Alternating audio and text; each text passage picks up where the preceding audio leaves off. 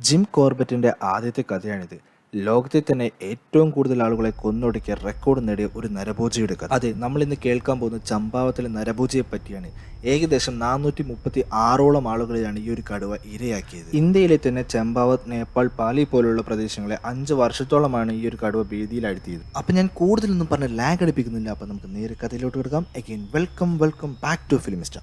അപ്പോൾ കടുവ വേട്ടയാടാൻ കാട്ടിൽ കയറുന്നതിന് മുമ്പ് ഞാൻ നിങ്ങൾക്ക് കുറച്ച് കാര്യങ്ങൾ പറഞ്ഞു. എല്ലാ കടുവകളും നരഭോജികളല്ല. ഒരു കടുവ നരഭോജി ആയിട്ടുണ്ടെങ്കിൽ അതിൻ്റെ പിന്നിലുള്ള കൈകൾ ഏകദേശം 80% ഒരു മനുഷ്യൻ്റെ ആയിരിക്കും. പിന്നെ പലർക്കും ഉള്ളൊരു സംശയമാണ്, മനുഷ്യരെ കൊന്നു തിന്നുന്നത് കടുവകളാണോ പുള്ളിപ്പുലികളാണോ എന്ന്. ഏകദേശം രണ്ടും ഒരേ സ്വഭാവക്കാരാണ്. ഏകദേശം ഒരേ വേട്ടാ രീതികളും അതുപോലെ തന്നെ അർദ്ധരാത്രി വനവാസം ഇഷ്ടപ്പെടുന്നവരുമാണ്. എന്നാൽ കടുവകൾ പകലെന്നോ രാത്രിയെന്നോ ഒരു വ്യത്യാസമില്ലാണ്ട് വേട്ടയാടാൻ ഇഷ്ടപ്പെടുന്നവരാണ്.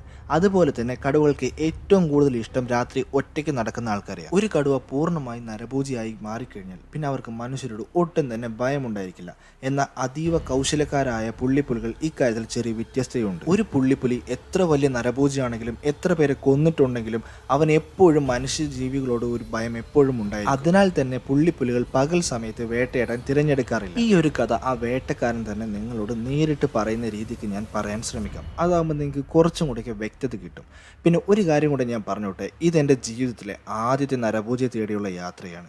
അപ്പം ഞാൻ കൂടുതലൊന്നും പറഞ്ഞ് മുഷിപ്പിക്കുന്നില്ല. നമുക്ക് നേരെ കഥയിലോട്ട് കിടക്കാം. മലാനയിൽ സുഹൃത്തിനോടൊപ്പം ഷൂട്ടിംഗ് നടത്തിക്കൊണ്ടിരിക്കുമ്പോഴാണ് ആദ്യമായി ചെമ്പാവത്തിലെ നരഭോജിയെ പറ്റി കേൾക്കുന്നത്. എൻ്റെ സുഹൃത്തായ എഡ്ഡിയുടെ സഹോദരൻ കടുവയെ വെടിവെക്കാൻ ചെന്നതായും എന്നാൽ ചില കാരണങ്ങൾ കൊണ്ട് തന്നെ കടുവയെ അദ്ദേഹത്തിന് പിടികൂടാൻ കഴിഞ്ഞില്ല. പിന്നീട് 4 വർഷത്തിന് ശേഷം നൈനിതാൽ ഞാൻ സന്ദർശിച്ചപ്പോഴാണ് ആ രക്തദാഹിയായ കടുവ 3 ദിവസത്തിൽ ഒരു മനുഷ്യൻ എന്ന രീതിയിൽ കൊലപാതകങ്ങൾ നടത്തിക്കൊണ്ടിരിക്കുന്നത് ഞാൻ അറിയാനിടയായത്. ഇതിനെ ഇല്ലാതാക്കുന്നവർക്ക് സർക്കാർ വക പാരിതോഷികവും നിരവധി ശിക്കാരികളെയും ഗൂർഖകളെയും നിയമിച്ചു. എന്നാൽ മനുഷ്യ ഇരകളുടെ എണ്ണം വർദ്ധിച്ചുകൊണ്ടേയിരുന്നു. അധികം വൈകാതെ തന്നെ കടുവയെ വീഴ്ത്താനുള്ള ദൗത്യം എന്നെ തേടി വന്നു. ഞാൻ 2 നിബന്ധനകൾ വെച്ചു.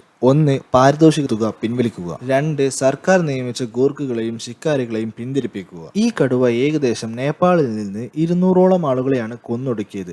അവിടുത്തെ ജനങ്ങൾ കടുവയെ പേടിപ്പിച്ച് അതിർത്തി കടത്തുകയും തുടർന്ന് അങ്ങനെയാണ് കുമയൂണിൽ കടുവ എത്തിയത്. ഞാൻ കുമയൂണിലെത്തി ഒരാഴ്ച കഴിഞ്ഞു.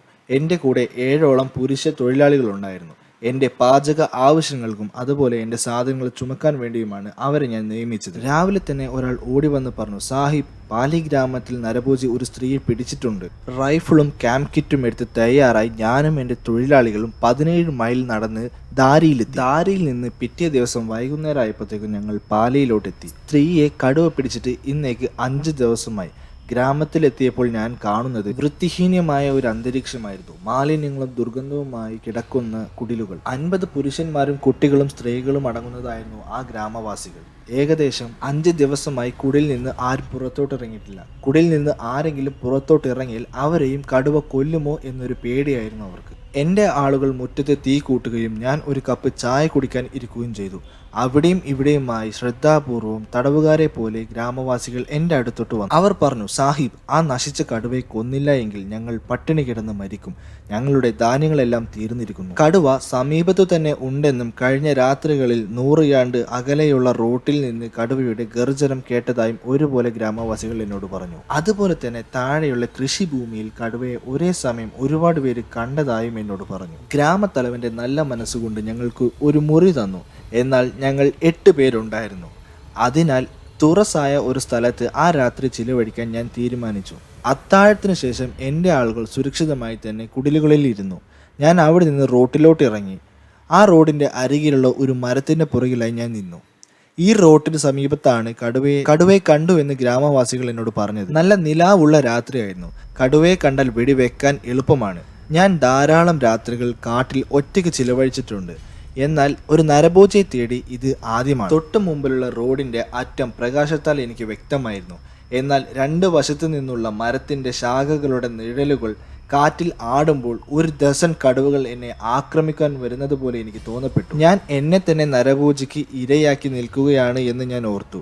തിരിച്ച് ഗ്രാമത്തിലോട്ട് പോവാൻ എനിക്ക് ധൈര്യമില്ലായിരുന്നു എന്നതാണ് സത്യം. ഭയത്താലും തണുപ്പാലും എൻ്റെ പല്ലുകൾ കൂട്ടിമുട്ടുന്നുണ്ടായിരുന്നു.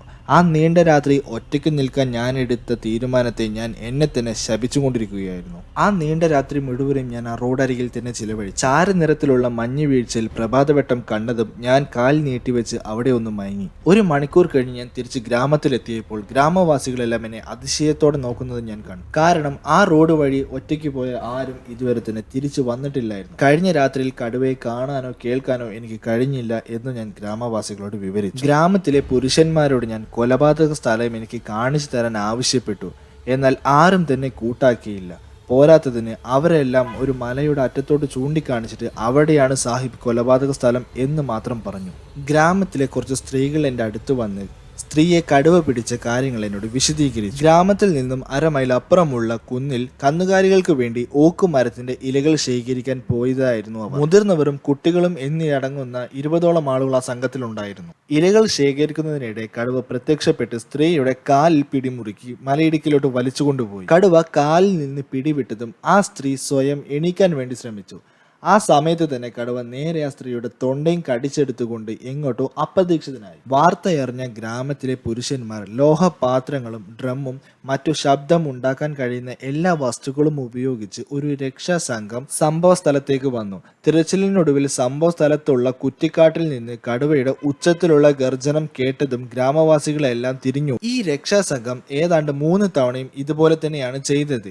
3ാം തവണ കടുവ ഗർജിച്ചതും കയ്യിൽ നാടൻ തോക്കുണ്ടായിരുന്ന ഒരു വ്യക്തി ആകാശത്തോട്ട് ഒരു വെടിയുതിർത്തു. ആ വ്യക്തിയോട് ഞാൻ ചോദിച്ചു, എന്തുകൊണ്ടാണ് കുറ്റിക്കാട്ടിലുള്ള കടുവയെ ലക്ഷ്യം വെക്കാതെ ആകാശത്തോട്ട് നിറയൊഴിച്ചത്? അദ്ദേഹം എന്നോട് പറഞ്ഞു, സാഹിബ്, ആ കടുവ വളരെയധികം കോപാകുലനായിരുന്നു. ഞാൻ കുറ്റിക്കാട്ടിലുള്ള കടുവയെ വെടിവെച്ച് അതെങ്ങാനും ചത്തില്ലായിരുന്നെങ്കിൽ അത് നേരെ ഞങ്ങളെ നേരെ തിരിഞ്ഞേനെ.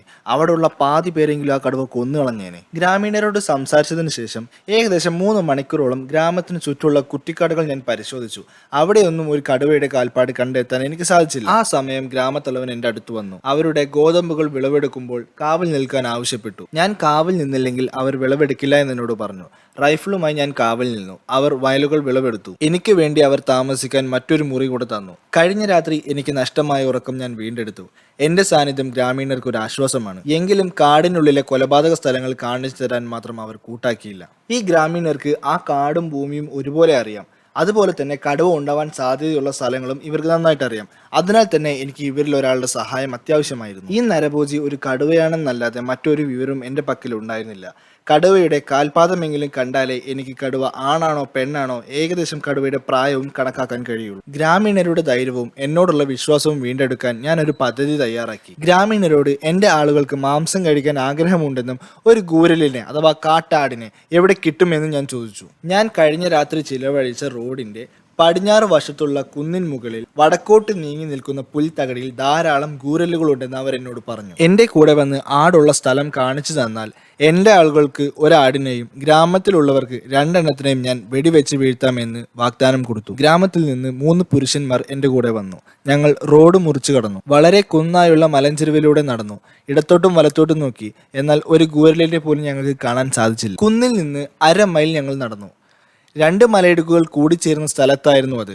അവിടെ നിന്ന് നോക്കിയാൽ ചെരുവിലെ പുൽത്തകിടുകൾ വ്യക്തമായി കാണാമായിരുന്നു. ഞാൻ അവിടെയുള്ള ഒരു പൈൻ മരത്തിന്റെ കീഴിൽ കുറച്ചു നേരം ഇരുന്നു കൊണ്ട് നിരീക്ഷിച്ചു. കുന്നിന്റെ മുകളിൽ ഒരു ചലനം എന്റെ ശ്രദ്ധയിൽപ്പെട്ടു. ചലനം ആവർത്തിച്ചപ്പോൾ അതൊരു ഗൂരലിന്റെ ചെവികൾ തമ്മിൽ കൂട്ടിയിടിക്കുന്നതാണെന്ന് എനിക്ക് മനസ്സിലായി. ഗൂരലിന്റെ തല മാത്രമേ പുല്ലുകളിൽ നിന്ന് പുറത്ത് കാണാൻ കഴിഞ്ഞുള്ളൂ.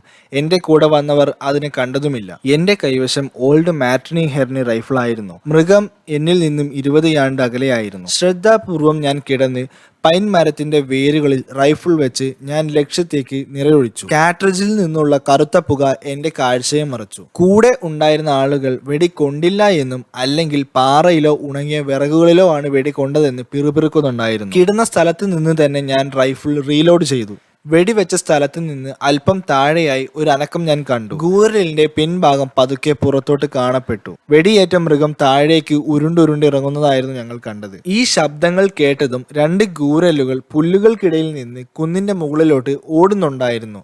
2നെയും ഞാൻ വീഴ്ത്തി. കൂടെ ഉണ്ടായിരുന്ന ആളുകൾ ആടുകളെ എടുക്കുന്ന തിടുക്കം കണ്ടപ്പോൾ അവർ ആ നരഭോജിയെ പറ്റിയുള്ള കാര്യങ്ങൾ പൂർണ്ണമായി മറന്നു എന്ന് എനിക്ക് തോന്നിപ്പോയി. കിട്ടിയ ആടുകളെ ഗ്രാമീണർക്ക് ഞങ്ങൾ ഒരു റേഷൻ പോലെ നൽകി. കൂടെ ഉണ്ടായിരുന്ന ആളുകൾ എന്നെ പ്രശംസയോടെ എന്റെ കയ്യിലുള്ളത് ഒരു മാന്ത്രിക തോക്കാണെന്നും മറ്റും പറയുന്നത് ഞാൻ കേട്ടു. അത് അവർക്ക് ആത്മവിശ്വാസം നൽകി. ഉച്ചഭക്ഷണത്തിന് ശേഷം മൂപ്പൻ എൻ്റെ അടുത്ത് വന്ന് ചോദിച്ചു, സാഹിബ്, നിങ്ങൾക്ക് എങ്ങോട്ടാണ് പോകേണ്ടത്? എത്ര പേരെ ഞാൻ കൂടെ അയക്കണം? എനിക്ക് ചുറ്റും വട്ടം കൂടിയ പുരുഷന്മാരിൽ നിന്നും ഞാൻ 2 പേരെ തിരഞ്ഞെടുത്തു. അവസാനമായി കൊലപാതകം നടന്ന സ്ഥലത്തോട്ട് ഞങ്ങൾ യാത്ര തിരിച്ചു. ഈ ഗ്രാമത്തിൽ കൂടുതലും ഹിന്ദു വിഭാഗക്കാരായിരുന്നു. മരിച്ച സ്ത്രീയും ഒരു ഹിന്ദു ആയിരുന്നു. ഈ വിഭാഗക്കാരുടെ ശവസംസ്കാരങ്ങൾ ചെയ്യാൻ ശരീരമോ അല്ലെങ്കിൽ ശരീരഭാഗങ്ങളോ വേണം. എന്നാൽ ഈ സ്ത്രീയുടെ കാര്യത്തിൽ ആരും തന്നെ കാട്ടിൽ പോയി ആ സ്ത്രീയുടെ ശരീരഭാഗങ്ങൾ എടുക്കാൻ തയ്യാറല്ലായിരുന്നു. അതിനാൽ തന്നെ ആ സ്ത്രീയുടെ ശവസംസ്കാരങ്ങൾ ഇതുവരെ നടത്തിയിരുന്നില്ല. സ്ത്രീയുടെ കുടുംബ അംഗങ്ങൾ വന്ന് ശരീരഭാഗങ്ങൾ കൊണ്ടുവരാൻ ഞങ്ങളോട് ആവശ്യപ്പെട്ടു. സ്ത്രീ കൊല്ലപ്പെട്ട സ്ഥലത്ത് ഞാൻ പരിശോധിച്ചു. ആ നരഭോജിയുടെ കാൽപാദങ്ങൾ ഞാൻ കണ്ടു. കാൽപാദം പരിശോധിച്ചപ്പോൾ പ്രായപൂർത്തിയായ ഒരു പെൺകടുവയാണ് ഇതെന്ന് മനസ്സിലായി. അവിടെ നിന്ന് 2 മലയിടുക്കുകളിലൂടെ നടന്നു പോയപ്പോൾ സ്ത്രീയെ കടുവ ആഹരിച്ച സ്ഥലം ഞങ്ങൾ കണ്ടെത്തി. ശരീരഭാഗങ്ങൾ ശേഖരിച്ച് ഞങ്ങൾ ഗ്രാമത്തിലോട്ട് തിരിച്ചു. വൈകിട്ട് മറ്റൊരു ദുരന്ത സ്ഥലം കൂടെ ഞാൻ സന്ദർശിച്ചു. ഗ്രാമത്തിൽ നിന്ന് അല്പം മാറി കാണുന്ന കൃഷിഭൂമിയുടെ തൊട്ടു മുകളിലുള്ള കുന്നിൽ ഒരു കുടിലുണ്ടായിരുന്നു. ആ കുടിലിൽ കൃഷിക്കാരനും അയാളുടെ ഭാര്യയും 2 പെൺമക്കളും ഒരു ആൺകുട്ടിയുമായിരുന്നു ഉണ്ടായിരുന്നത്. ഒരു ദിവസം പെൺകുട്ടികൾ കുന്നിൻ മുകളിൽ നിന്ന് കന്നുകാലികൾക്ക് വേണ്ടി പുല്ല് വെട്ടുകയായിരുന്നു. പൊടുന്നനെ പ്രത്യക്ഷപ്പെട്ട കടുവ മൂത്ത കുട്ടിയെ കടിച്ചെടുത്തും കൊണ്ടോടി. ഇളയ സഹോദരി അരിവാൾ വീശും കൊണ്ട് അവൾക്ക് പകരം എന്നെ കൊണ്ടുപോകൂ എന്നും നിലവിളിച്ചും കൊണ്ട് 100 വാര വരെ കടുവയുടെ പുറകെ ഓടി. ഈ വിശ്വസനീയമായ വീരകൃത്യം നടക്കുമ്പോൾ ഗ്രാമത്തിലെ ചില ആളുകൾ അത് കണ്ടുകൊണ്ട് നിൽപ്പുണ്ടായിരുന്നു. 100 വാര അകലെ മരിച്ച പെൺകുട്ടിയെ വച്ച് നിലവിളിച്ച് തന്റെ പുറകെ വരുന്ന പെൺകുട്ടിക്ക് നേരെ കടുവ അലറി വിളിച്ചും കൊണ്ട് എടുത്തു ചാടി. പേടിച്ച് വരണ്ട് ആ 12 വയസ്സുള്ള പെൺകുട്ടി ഗ്രാമത്തിലോട്ട് ഓടുകയും ആ അപകടത്തോടു കൂടി ആ പെൺകുട്ടിയുടെ സംസാരശേഷി പൂർണ്ണമായി നഷ്ടപ്പെട്ട് അവളൊരു ഊമയായി. എന്നെ കണ്ടതും ആ പെൺകുട്ടി കണ്ണുകൊണ്ട് പിരിമുറുക്കി. സഹോദരിയെ ഇല്ലാണ്ടാക്കിയ കടുവയെ കൊല്ലാൻ വന്നതാണ് താനെന്നും പറഞ്ഞു. ആ പെൺകുട്ടി എൻ്റെ 2 കൈകളും ചേർത്ത് പിടിച്ചുകൊണ്ട് പൊട്ടിക്കരഞ്ഞു. ഇതെല്ലാം കണ്ടപ്പോൾ കടുവയെ കൊല്ലാണ്ട് തിരിച്ചു പോവില്ല എന്ന് തന്നെ ഞാൻ മനസ്സിലുറപ്പിച്ചു. എന്നാൽ 100 കണക്കിന് ചതുരാശ്രേണി മൈൽ വിസ്തൃതിയിൽ വ്യാപിച്ചു കിടക്കുന്ന ഒരു മൃഗത്തെയാണ് ഞാൻ തിരയുന്നത് എന്ന് നിങ്ങൾ ഓർക്കണം. 2 വലിയ വൈക്കോൽ കൂട്ടത്തിൽ നിന്ന് ഒരു മുട്ടുസൂചി തിരഞ്ഞു പിടിക്കുന്നതിന് തുല്യമായിരുന്നു അത്. ഞാൻ നൈനിതാലിൽ തിരിച്ചെത്തി പല പദ്ധതികളും തയ്യാറാക്കിയിരുന്നു. എന്നാൽ ഒന്നും തന്നെ വിജയം കണ്ടില്ല. ഗ്രാമത്തിൽ നിന്നും ഒരു സാരി കടം മേടിച്ച് വിറകുവെട്ടുകാരെ പോലെയും പുല്ലുകൾ ശേഖരിക്കാനും ഞാൻ പോയി. കടുവയെ കാണാൻ കഴിഞ്ഞു എന്നല്ലാണ്ട് വെടിവെക്കാനൊത്ത സൗകര്യം എനിക്ക് കിട്ടിയതുമില്ല. ഗ്രാമീണർ പറഞ്ഞതനുസരിച്ച് 3 ദിവസത്തോളം സൂര്യോദയം തൊട്ട് സൂര്യ അസ്തമനം വരെ കടുവയെ കാണാൻ സാധ്യതയുള്ള സ്ഥലങ്ങളെല്ലാം ഞാൻ റൈഫിളുമായി തിരഞ്ഞു. എന്നാൽ കടുവയെ മാത്രം കണ്ടില്ല. കടുവ ഇപ്പൊ ഈ പ്രദേശത്ത് ഇല്ലെന്നും ഈ പ്രദേശം വിട്ട് മറ്റെങ്ങോട്ടോ പോയി എന്നും എനിക്ക് മനസ്സിലായി. അതിനാൽ ഞാൻ ഇവിടെ നിന്ന് 15 മൈൽ കിഴക്കോട്ടുള്ള ചമ്പാവത്തിലോട്ട് താമസം മാറാൻ തീരുമാനിച്ചു. അവിടുത്തെ ആളുകൾ ഗ്രാമങ്ങളിൽ നിന്ന് മറ്റൊരു ഗ്രാമങ്ങളിലേക്ക് കൂട്ടമായോ സംഘമായോ മാത്രമേ പോവാറുള്ളൂ. കാരണം പാലിയിൽ നിന്ന് ചമ്പാവത്തിലോട്ടുള്ള റോഡ് അത്രത്തോളം അപകടം പിടിച്ചതായിരുന്നു. ഞാനും എൻ്റെ തൊഴിലാളികളും പാലിയിൽ നിന്ന് ചമ്പാവത്തിലോട്ട് പോവാൻ തീരുമാനിച്ചു.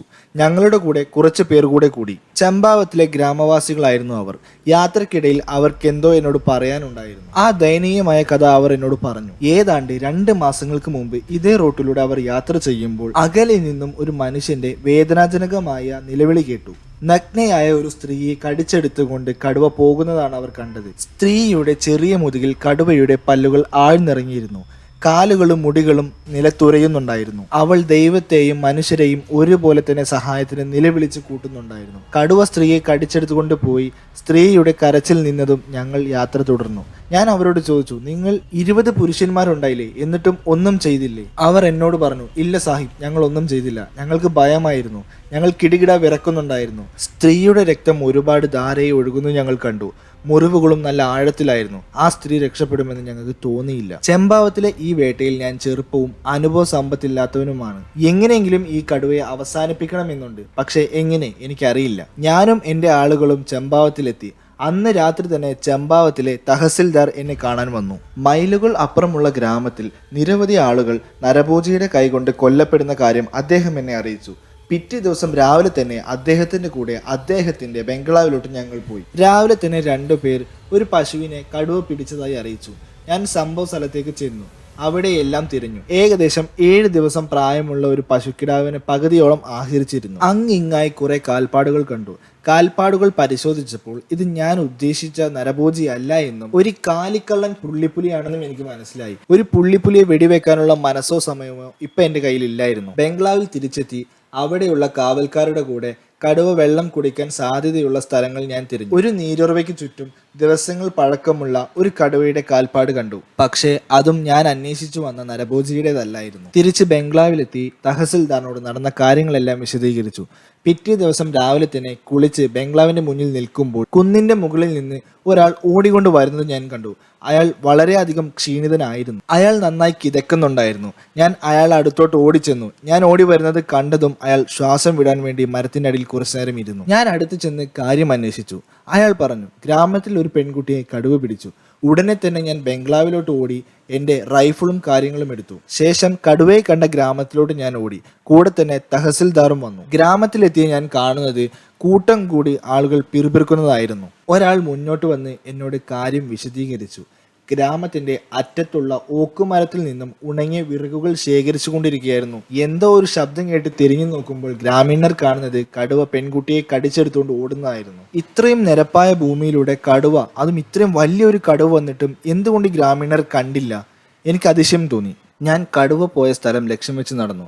ആരും തന്നെ എൻ്റെ പുറകെ വരരുതെന്നും ഗ്രാമം വിട്ട് എങ്ങും പോകരുതെന്നും ഞാൻ നിർദ്ദേശം നൽകി. കടുവ പോയ വഴി ഞാൻ പിന്തുടർന്നു.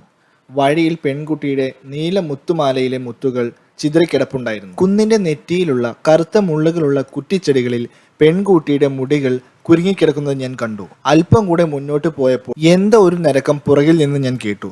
തിരിഞ്ഞു നോക്കിയപ്പോൾ തോക്കുമായി ഇതാ ഒരാൾ എൻ്റെ പുറകിൽ. ആരും ഗ്രാമം വിട്ട് എങ്ങും പോകരുതെന്ന് ഞാൻ പറഞ്ഞതല്ലേ? അയാൾ എന്നോട് പറഞ്ഞു, സാഹിബ് ദേഷ്യപ്പെടരുത്, നിങ്ങൾക്കൊന്നും പറ്റാതിരിക്കാൻ എന്നെ തഹസിൽദാർ അയച്ചതായിരുന്നു. അയാളുടെ വാക്കുകൾ എനിക്ക് അനുസരിക്കാതിരിക്കാൻ വയ്യ സാഹിബ്. അയാളോട് ഞാൻ എൻ്റെ പുറകിൽ നിന്ന് സൂക്ഷ്മമായി നിരീക്ഷിക്കാൻ പറഞ്ഞു.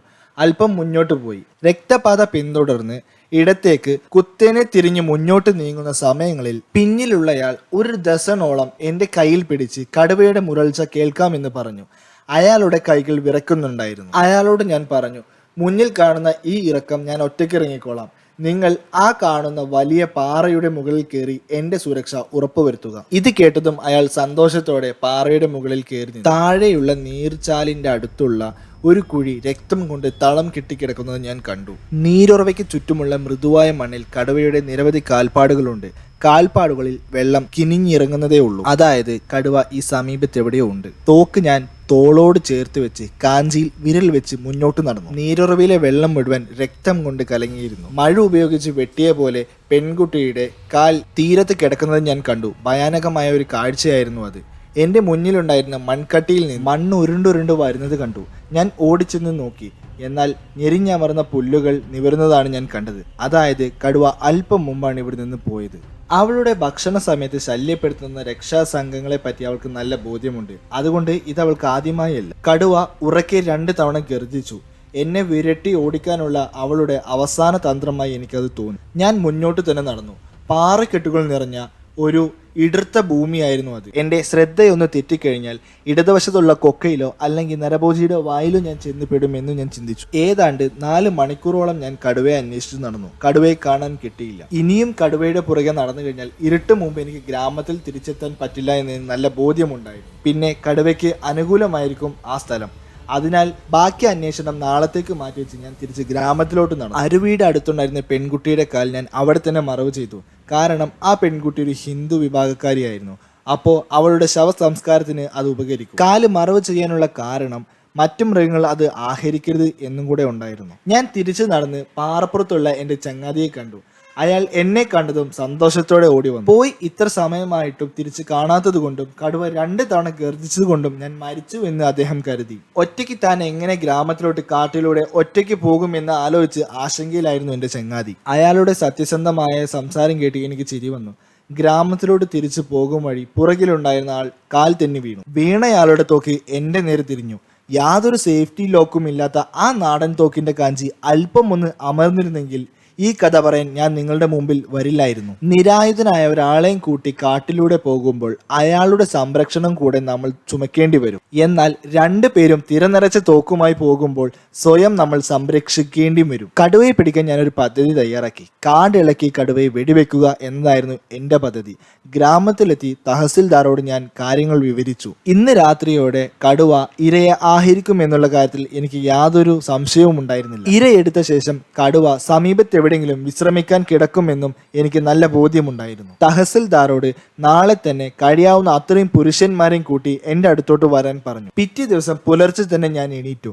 എൻ്റെ പദ്ധതി ഞാൻ വീണ്ടും വീണ്ടും വിലയിരുത്തി. എന്നാൽ യാതൊരു തെറ്റും എനിക്ക് കണ്ടെത്താനായില്ല. നരഭോജിയെ പറ്റി നന്നായി അറിയാവുന്ന ഗ്രാമീണരിൽ നിന്ന് തന്നെ പുരുഷന്മാരെ ശേഖരിക്കാൻ തഹസിൽദാർ അല്പം ബുദ്ധിമുട്ടും എന്ന കാര്യം എനിക്ക് ഉറപ്പായിരുന്നു. ഈ കാര്യത്തിനു വേണ്ടി ലൈസൻസ് ഇല്ലാത്ത തോക്കുകൾ ഉപയോഗിച്ചു കൊള്ളാനും അദ്ദേഹം കണ്ണടക്കുമെന്നും കൂടാണ്ട് ആവശ്യമുള്ള വെടിമരുന്നുകൾ അദ്ദേഹം തന്നെ വിതരണം ചെയ്യുമെന്നും പറഞ്ഞു. അന്നുണ്ടാക്കിയ തോക്കുണ്ടെങ്കിൽ ഒരു മ്യൂസിയം തന്നെ പണിയാമായിരുന്നു. തഹസിൽദാറും 4 ആളുകളും എൻ്റെ അടുത്ത് വന്നു. പിന്നെ അത് 6 ആയി, പിന്നെ 9 ആയി, 12 ആയി. ഏകദേശം 298 പുരുഷന്മാർ മൊത്തം അന്ന് വന്നിരുന്നു. എതിർവശത്തുള്ള കുന്നിൻ മുകളിൽ നിന്ന് അവർ തോക്ക് ഉപയോഗിച്ചും ഡ്രം ഉപയോഗിച്ചും ലോഹപാത്രങ്ങൾ ഉപയോഗിച്ചും പാറകൾ ഉരുട്ടിയും കാടിളക്കാൻ തുടങ്ങി. ഞാനും തഹസിൽദാറും റൈഫിളുമായി കടുവയെ വെടിവെക്കാൻ വേണ്ടി കാടിന്റെ എതിർവശത്ത് നിന്നു. 100 കണക്കിന് ആളുകളുടെ ആക്രോശവും അലർച്ചയും കാടിനെ വിറപ്പിച്ചു. പെട്ടെന്ന് എൻ്റെ വലതുവശത്തുള്ള കുറ്റിക്കാട്ടിലേക്ക് എന്തോ ഒലിച്ചിറങ്ങുന്നത് പോലെ എനിക്ക് തോന്നി. ഞാൻ എൻ്റെ കൈവശമുണ്ടായിരുന്ന .500 മോഡിഫൈഡ് റൈഫിളിൻ്റെ കാഞ്ചി വലിച്ചു. വെടിമൃഗത്തിന് കൊണ്ടോ ഇല്ലേ എന്ന് എനിക്കറിയില്ല. കടുവയെ കണ്ട തഹസിൽദാറും തൻ്റെ കൈവശമുണ്ടായിരുന്ന നാടൻ തോക്ക് ഉപയോഗിച്ച് കുറ്റിക്കാട്ടിലേക്ക് നിറയൊഴിച്ചു. താഴെ നിന്ന് വെടിയൊച്ചകൾ കേട്ടതും കടുവ ചത്ത് കാണും എന്ന് കരുതി ഗ്രാമീണർ ആർത്തു വിളിച്ചു. ഞാൻ അനുമാനിച്ച പോലെ തന്നെ കടുവ കുറ്റിക്കാട്ടിൽ നിന്നും പ്രത്യക്ഷപ്പെട്ടു. കടുവയുടെ വലത്ത് തോളിൽ ഞാൻ വെടിവെച്ചു. വെടികൊണ്ട മൃഗം അവിടെ നിന്നു. ഞാൻ തോക്ക് തോളോട് ചേർത്ത് പിടിച്ചു. കടുവ എങ്ങാനും ഇപ്പോൾ എന്നെ ചാർജ് ചെയ്താൽ ഞാൻ എന്ത് ചെയ്യണം എന്നൊന്ന് ആലോചിച്ചു. കാരണം എൻ്റെ കൈവശം ഇനി വെടിയുണ്ടകളില്ല. കാടിളക്കി വേട്ടയാടുമ്പോൾ ഒരു മൃഗത്തെ 1-2 തവണയെ വെടിവെക്കാൻ കിട്ടാറുള്ളൂ. അത് കൂടാണ്ട് ഇനി എന്തെങ്കിലും അത്യാവശ്യ ഘട്ടം വന്നു കഴിഞ്ഞാൽ ഉപയോഗിക്കാൻ വേണ്ടിയായിരുന്നു 3ാമത് ഞാനൊരു വെടിയുണ്ട അതിൽ വെച്ചിരുന്നത്. ഞാനിപ്പോൾ നിരായുധനാണ്. കടുവ എൻ്റെ കണ്ണിലേക്ക് നോക്കി. എൻ്റെ നേരെ ചാർജ് ചെയ്യാൻ വേണ്ടി കടുവ ഒന്ന് മുരണ്ടു, തല താഴ്ത്തി. എൻ്റെ ഭാഗ്യവശാൽ മാത്രം ഞാൻ പറയട്ടെ, ആ കടുവ എന്നെ ചാർജ് ചെയ്തില്ല. വലതുവശത്തുള്ള നീരുറവയും മുറിച്ചു കിടന്ന് അത് മുന്നോട്ട് പോയി. തഹസിൽദാരുടെ കയ്യിലുണ്ടായിരുന്ന തോക്ക് എനിക്ക് തരാൻ ഞാൻ ആവശ്യപ്പെട്ടു. എന്നാൽ കടുവയെ കണ്ട് സ്തംഭിച്ചു പോയ അയാൾ അനങ്ങിയില്ല. ഞാൻ അയാളെ അടുത്ത് ഓടിച്ചെന്നും കൊണ്ട് തോക്കും മേടിച്ച് കടുവയുടെ പുറകെ തന്നെ ഓടി. വെടികൊണ്ട മൃഗം വേദനയാൽ കുറ്റിച്ചെടികൾ കടിച്ചു പറിച്ച് എറിയുന്ന ശബ്ദം എനിക്ക് നന്നായി കേൾക്കാമായിരുന്നു. ഓടിച്ചെന്ന് ഞാൻ എത്തിയത് കടുവയുടെ മുന്നിലോട്ടായിരുന്നു. എന്നെ കണ്ടതും കടുവ എൻ്റെ നേരെ ചാടി. തുറന്നു പിടിച്ച കടുവയുടെ വായിലോട്ട് തന്നെ ഞാൻ വെടിയുതിർത്തു. കടുവ തെറിച്ചു വീണു. അവൾ സ്വയം എണീറ്റു. തലയൊന്ന് കുടഞ്ഞു. മുന്തി നിൽക്കുന്ന പാറക്കെട്ടിലോട്ട് കാലുകൾ നീട്ടിവെച്ച് അവൾ ഒരു വശത്തേക്ക് വീണു. സ്വർണ്ണ നിറത്തിൽ കറുത്ത വരകൾ കൊണ്ട് പ്രകൃതി മനോഹരമാക്കിയ ആ കലയുടെ അവസാന തുടിപ്പം നിലച്ചു. അതെ, ചെമ്പാവത്തിലെ നരഭോജി ഇനിയില്ല. വെടിവെച്ച ശേഷം ഞാൻ പുറകിൽ നോക്കുമ്പോൾ ഗ്രാമീണർ ആർത്ത് വിളിച്ച് ഓടി വരുന്നത് കണ്ടു. എങ്ങാനും എൻ്റെ ഉന്നം ഒരല്പം തെറ്റിയിരുന്നെങ്കിൽ അതിൽ ആരെങ്കിലും ഒരാൾ എൻ്റെ തോക്കിനിരയായേനെ. ആളുകൾ കടുവയ്ക്ക് ചുറ്റും വട്ടം കൂടി. അവരുടെ കാലുകൾ ഇടറുന്നുണ്ടായിരുന്നു.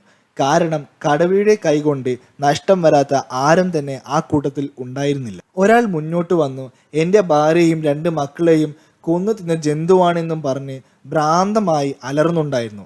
അയാളുടെ മാനസികാവസ്ഥ എനിക്ക് മനസ്സിലാക്കാൻ കഴിയും. ചത്ത കടുവയെ ഞാൻ വിശദമായി പരിശോധിച്ചു. പരിശോധനയുടെ ഒടുവിൽ കടുവയ്ക്ക് വേട്ടയാടാൻ ആവശ്യമായ 2 പല്ലുകൾ നഷ്ടപ്പെട്ടിരുന്നു എന്ന് എനിക്ക് മനസ്സിലായി. കടുവയുടെ പല്ലുകൾ തകരാൻ കാരണം ആരോ വെച്ച ഒരു വെടിയുണ്ടയായിരുന്നു. ഞാൻ നിങ്ങളോടൊരു കാര്യം ചോദിച്ചോട്ടെ, ശരിക്കും ആ 436ഓളം ആളുകളെ കൊന്നത് ഈ കടുവയായിരുന്നോ അതോ ഒരു മനുഷ്യന്റെ കൈകളായിരുന്നോ? നിങ്ങൾ തന്നെ ചിന്തിച്ചു നോക്കൂ. കടുവയുടെ തൊലി ഉരിക്കുന്നതിന് മുമ്പ് ഗ്രാമത്തിലുള്ള സ്ത്രീകൾക്കും കുട്ടികൾക്കും കാണിക്കാൻ അനുവാദം നൽകണമെന്ന് ഗ്രാമീണർ എന്നോട് ചോദിച്ചു. ഗ്രാമത്തിലെ സ്ത്രീകളും കുട്ടികളും ഭയമില്ലാണ്ട് പുറത്തിറങ്ങണമെന്നുണ്ടെങ്കിൽ ചത്ത കടുവയെ അവർക്ക് നേരിൽ കാണണമായിരുന്നു. ആ പുരുഷന്മാർ കടുവയെ എടുത്ത് ഗ്രാമങ്ങളിലൂടെ പാട്ടും പാടി ഒരു ഘോഷയാത്ര തന്നെ നടത്തി. അന്ന് വൈകുന്നേരത്തോടു കൂടി കടുവയെ തൊലിയുരിച്ചു. പിറ്റേ ദിവസം വലിയ ഒരു വിരുന്ന് തന്നെ ഗ്രാമീണർ എനിക്ക് വേണ്ടി ഒരുക്കിയിരുന്നു. ഗ്രാമീണർ വളരെയധികം സന്തോഷത്തിൽ ആർത്ത് വിളിക്കുന്നത് എനിക്ക് കേൾക്കാമായിരുന്നു. കാരണം വർഷങ്ങളായി അടഞ്ഞു കിടക്കുന്ന പാലിൽ നിന്ന് ചമ്പാവത്തിലോട്ടുള്ള റോഡുകൾ വരെ അവർ തുറന്നിരുന്നു. ഇനി അവർക്ക് ഏത് റോഡുകളിലൂടെയും അതുപോലെ തന്നെ വിറക് ശേഖരിക്കാനോ പുല്ല് വെട്ടാനോ ആരുടെയും സഹായമില്ലാണ്ട് ഒറ്റയ്ക്ക് സഞ്ചരിക്കാം. കാരണം ഇനി ചമ്പാവത്തിൽ ഒരു നരഭോജിയില്ല.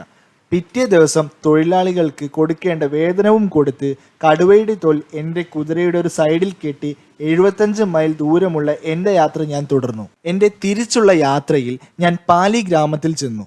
പാലി ഗ്രാമത്തിൽ ചെന്ന് കുന്നിൻ മുകളിലുള്ള കർഷകന്റെ കുടിലിലോട്ട് പോയി. കുടിലിന്റെ വരാന്തയിൽ ഞാൻ ആ കടുവയുടെ തോൽ വിരിച്ചു. ആ ഊമയായ പെൺകുട്ടിയോട് ഞാൻ പറഞ്ഞു, തന്റെ സഹോദരിയെ കൊന്ന കടുവയോട് ഞാൻ പ്രതികാരം ചെയ്തിട്ടുണ്ട്. ആ പെൺകുട്ടിയുടെ കണ്ണുകൾ നിറഞ്ഞു. അവിടെ വട്ടം കൂടിയ ആളുകളെല്ലാം കടുവയെ എങ്ങനെയാണ് താൻ കൊന്നതെന്ന് ചോദിച്ചു. ഞാൻ വിശദീകരിച്ചും കൊടുത്തു. പിറ്റേ ദിവസം എനിക്കൊരു പുള്ളിപ്പുലിയുമായി ഒരു ചെറിയ ഏറ്റുമുട്ടലുണ്ടായി. അത് എൻ്റെ യാത്രയെ കുറച്ച് വൈകിപ്പിച്ചു.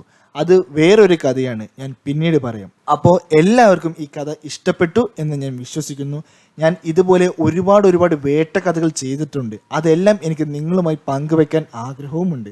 നിങ്ങൾക്ക് ഇഷ്ടപ്പെട്ടെങ്കിൽ ഈ ചാനൽ ഒന്ന് സബ്സ്ക്രൈബ് ചെയ്യാനും അതുപോലെ തന്നെ ബെല്ലൈക്കൺ അമർത്താനും എന്തെങ്കിലും നിർദ്ദേശങ്ങൾ എനിക്ക് നൽകാനുണ്ടെങ്കിൽ അതെല്ലാം കമൻറ്റ് ബോക്സിൽ വന്ന് പറയാനും ഞാൻ പ്രത്യേകം അഭ്യർത്ഥിക്കുന്നു.